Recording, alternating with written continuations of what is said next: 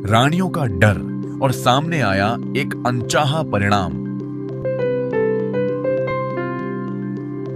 अंबा के जाने के बाद विचित्रवीर्य ने अंबिका और अंबालिका से विवाह किया, लेकिन वह कमजोर थे और जल्द ही बीमार पड़कर बिना संतान के ही उनका निधन हो गया।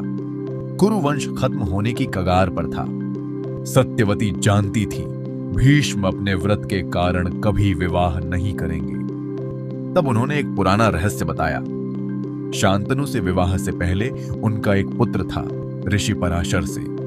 वही थे व्यास, जिन्होंने आगे चलकर महाभारत की रचना की। सत्यवती ने व्यास को बुलाया और वंश को आगे बढ़ाने को कहा।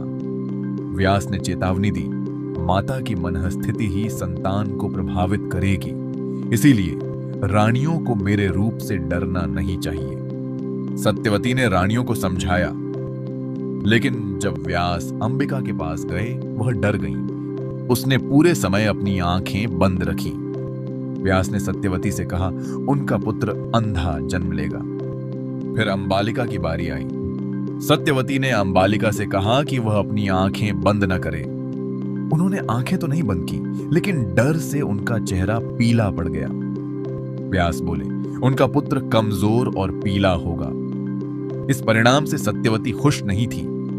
उन्होंने व्यास को फिर अंबिका के पास भेजा, लेकिन इस बार अंबिका ने अपनी दासी को भेज दिया। दासी शांत थी, बिल्कुल निर्भय।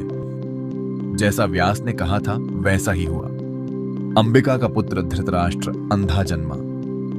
अंबालिका का पुत्र पांडु कमजोर और पीला, और दासी का पुत्र विदुर स्वस्थ और बुद्धिमान, लेकिन राजगद्दी का हकदार नहीं। इस तरह कुरुवंश विनाश से बच गया।